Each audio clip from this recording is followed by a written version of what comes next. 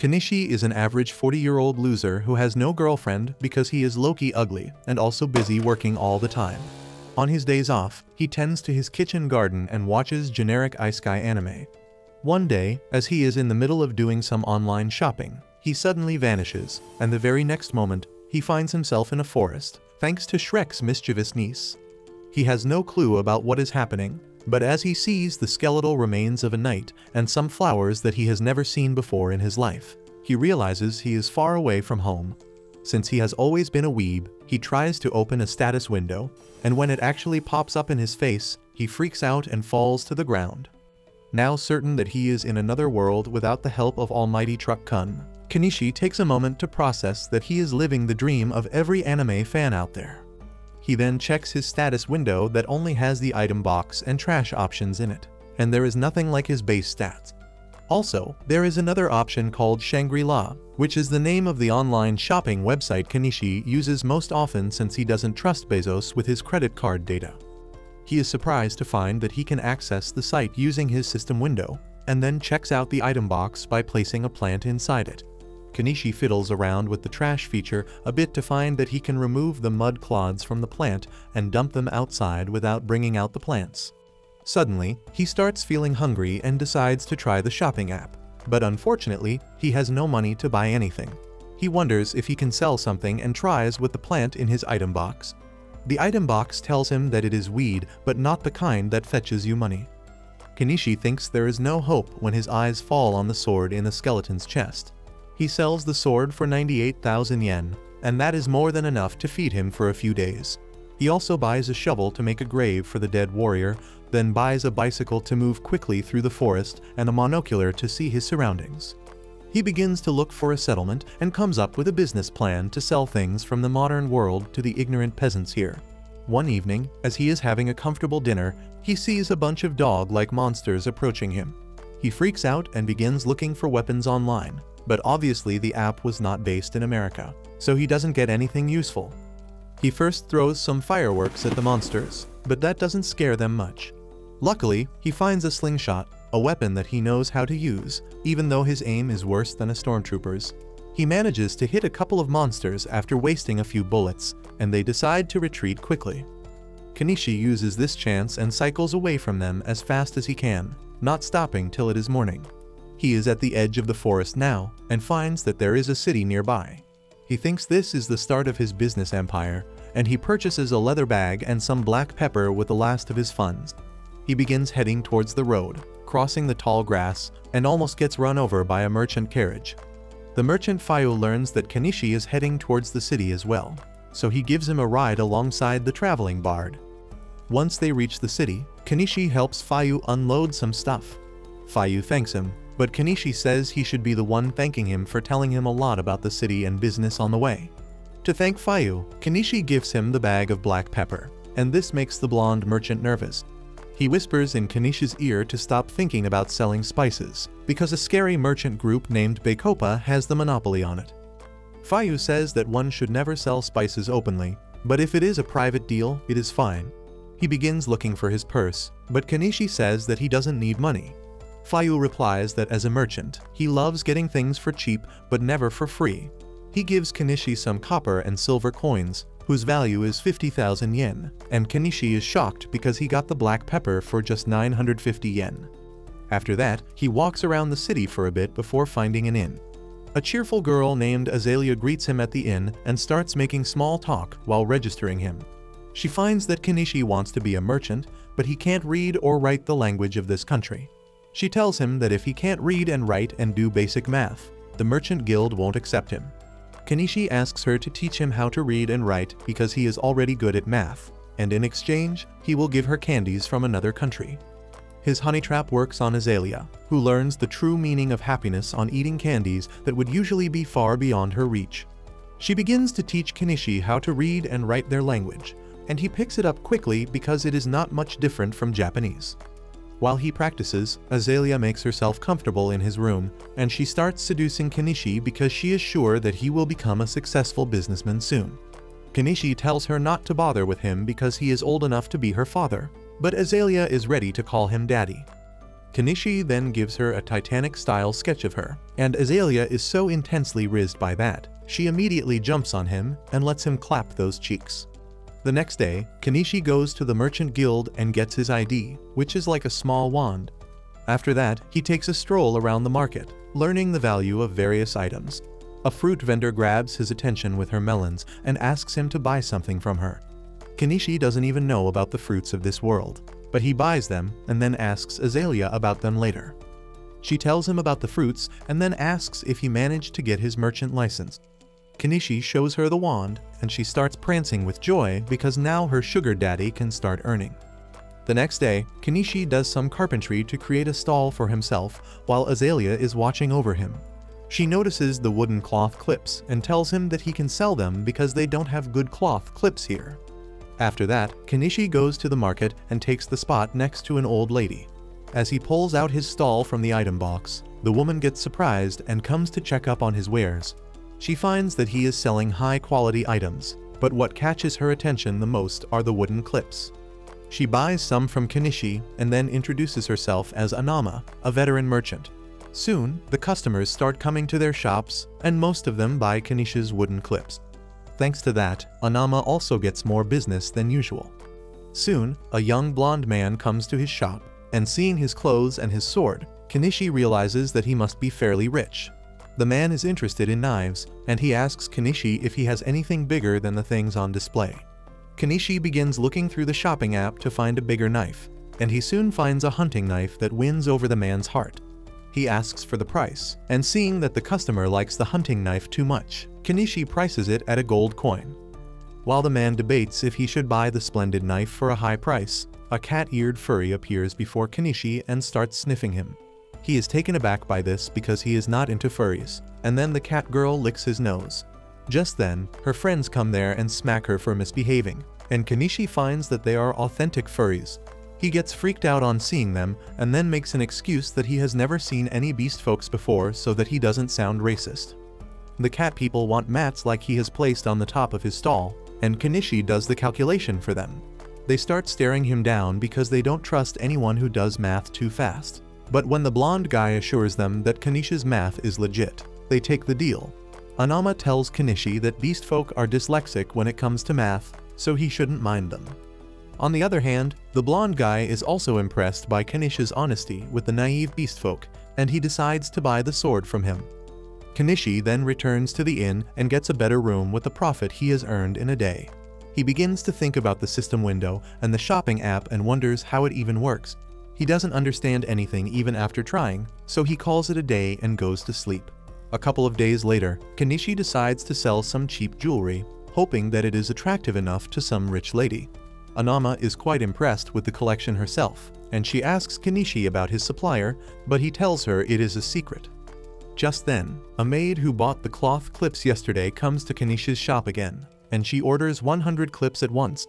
Kenichi is surprised by the huge order, but he is glad to get more business. As he is busy counting the clips, the maid begins eyeing the jewelry. Kenichi tells her that each necklace costs 6 small silver coins, and the girl is quite surprised because it is cheaper than she thought.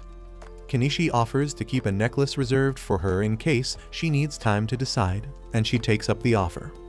The business keeps booming throughout the day, and in the evening, the cat people come to see Kenichi again. He is intimidated by the look on their face, but it turns out they are here to buy some spices from Kenichi. They tell him that the girl has the sharpest nose among them, and she smelled spices on Kenichi last time.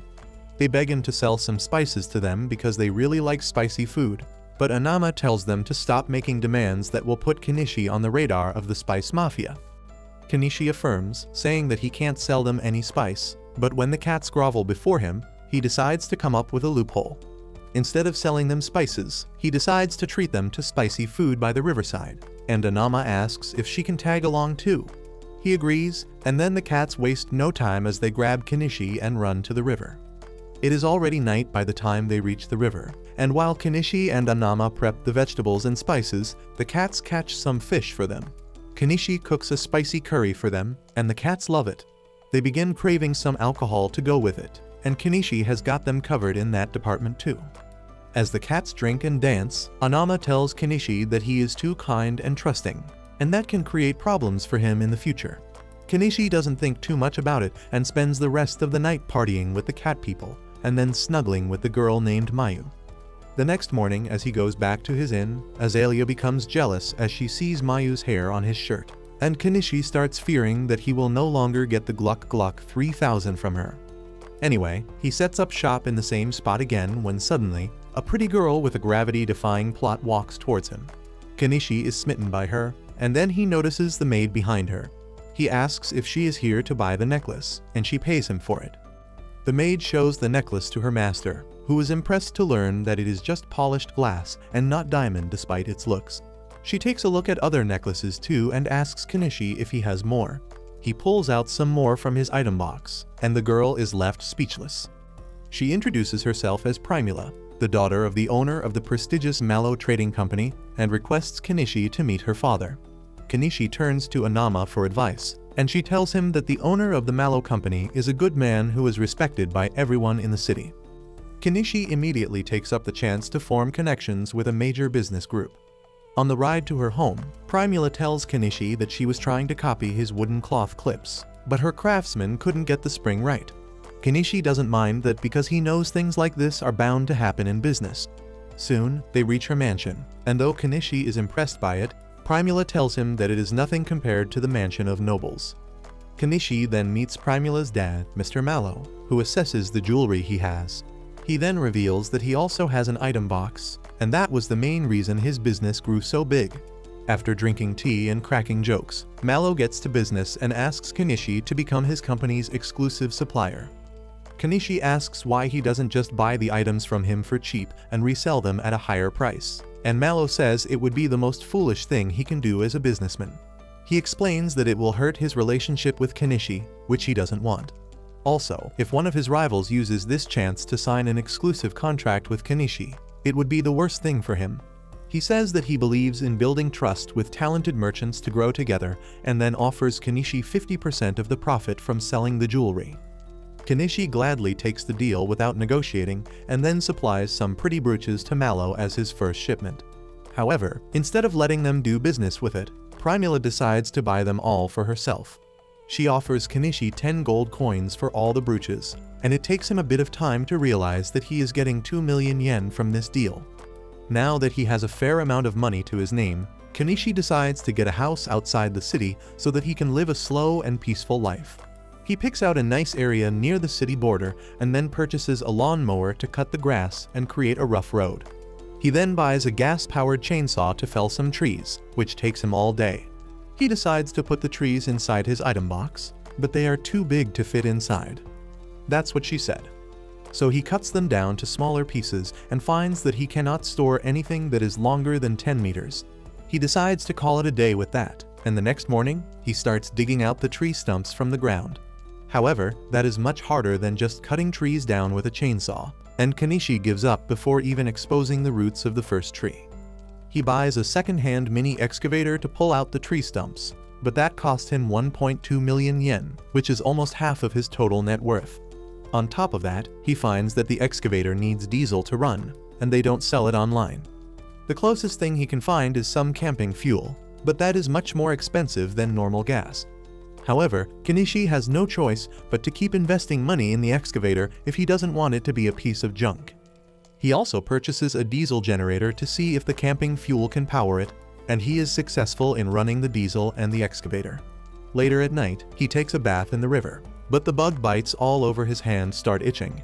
He remembers Azalea telling him to buy bug-repellent magic stones from the tool store at the edge of the market and goes there the next morning.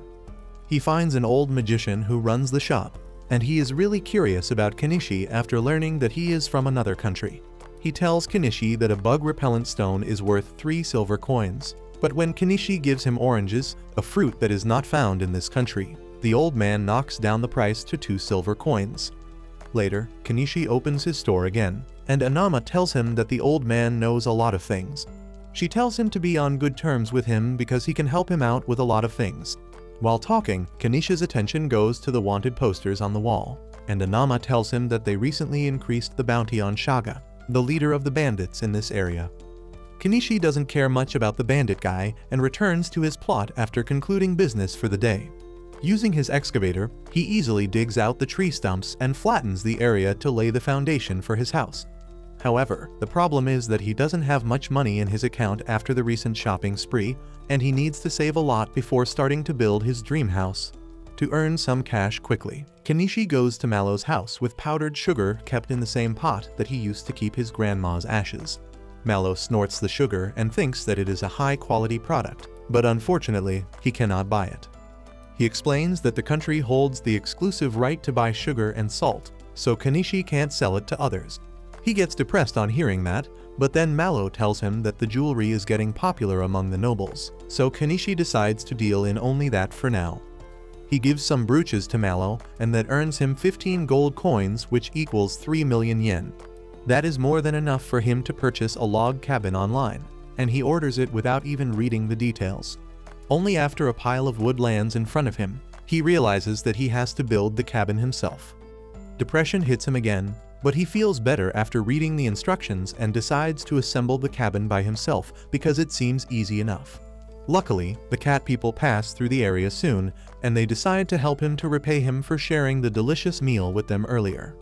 Even with their help, it takes Kenichi almost a month to build the cabin while maintaining his business on the side. He throws a barbecue party for the cat people on the completion of his house, and then goes inside to plop on his bed that is pretty much the only thing in the cabin. After that, he starts working on furnishing his house, and it takes him another month and a lot of money. He makes a wooden fence to surround the house and garden. He then buys a portable bathroom to compost his shit into manure. He also installs the plumbing in the house by himself and then purchases solar panels and batteries so that he can have a constant supply of electricity. As the cherry on the top, he purchases a bath tank and enjoys his first hot bath since coming to this world. After his home is fully furnished, Kenichi goes to the inn and tells Azalea that he has his own place now, so he won't be staying here. He thanks her for everything, and she is left speechless because she didn't think he would move away so soon. The next morning, Kenichi rides his cycle into the forest and with the help of a DSLR he recently purchased, clicks pictures of the flowers that he has never seen before. Suddenly, an arrow hits his bike and he crashes onto the ground. Before he can even process what is happening, more arrows come towards him, but luckily he dodges all of them. As he hides behind a tree, he hears some forest-dwelling beast folk talking about him. They don't like Kenichi because he built a house near the forest, and they decide to kill him so that he doesn't bother them. Kenichi realizes that he doesn't have to play nice with these racist pricks, so he uses all the weapons in his arsenal. He first shoots them with his slingshot, and even though his accuracy is really low, the damage is enough to knock down the beastfolk in one hit. He then throws some fireworks to intimidate them and then summons his excavator to send them running. He then decides to head back home, when suddenly, he hears someone crying behind the bushes. He goes to see who is it, and to his surprise, it is a huge purple cat, who has been injured by the arrows of the beastfolk. Kenichi wants to help it, but he is worried that he may get bitten, so he purchases some cushions and ties them around his arm and neck. He then pulls out the arrow from the cat's body, and it doesn't try to fight him, so he realizes that he can treat it further. He then sanitizes its wound with alcohol and then applies antiseptic cream before giving the cat some painkillers. However, he is not sure if the cat can survive being out in the wild, so he takes it home. He grows concerned when the cat doesn't even move, and the next morning, he goes to the old wizard to ask if there is a way to heal it using magic. The old wizard calls him crazy for trying to save a bobcat and suggests he sell its skin instead. Kenichi doesn't want to do that, and then the cat girl Mayu finds him. She learns the story and tells him that bobcats are considered messengers of God among her people, and she wants to see it. Kenichi takes her to his place and finds that the wild bobcat has become a little active. To thank him for saving the cat, Mayu hunts some birds, and then gives him the Gluck Gluck 2000 at night. After a few days have passed, the bobcat is fully healed, and Kenichi lets it out in the wild. He takes some time off from his shop after that, and instead focuses on farming. Since he needs a lot of water for that, he decides to dig a well for his own use, and it takes him about a week to do that. Just as he is about to take a bath, Primula comes there looking for him. She says that she was worried because he had not opened his shop in a while, but thankfully Mayu told her about his house. She is surprised on seeing the things around the house though, especially the excavator.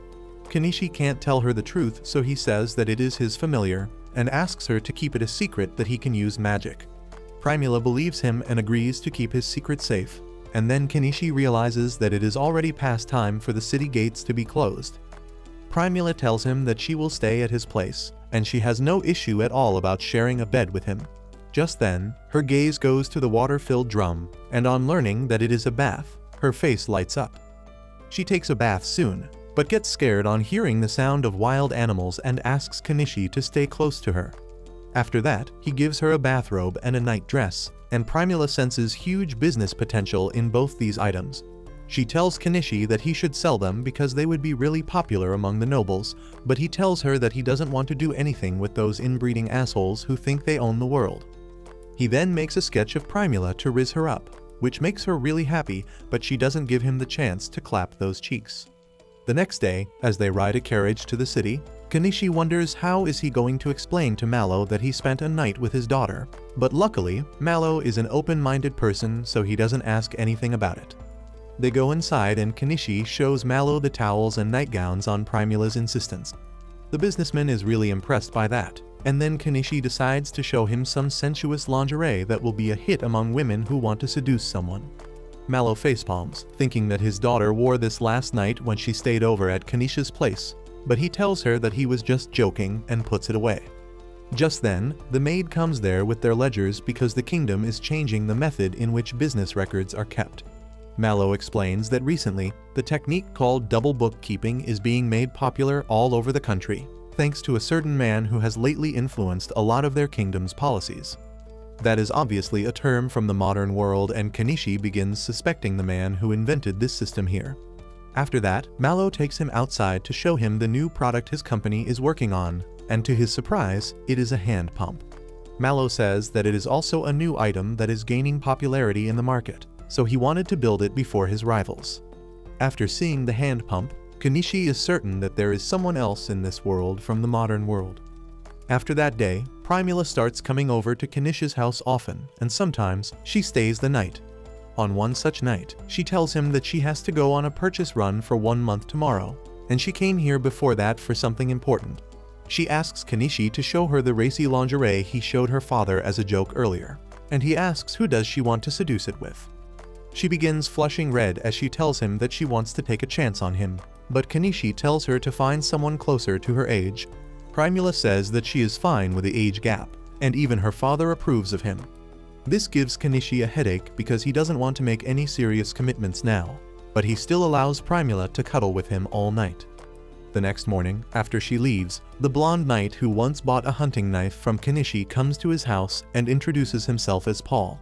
He says that he is here to investigate complaints about a shady man living in the forest, and though he trusts Kenichi, he is suspicious about the solar panels.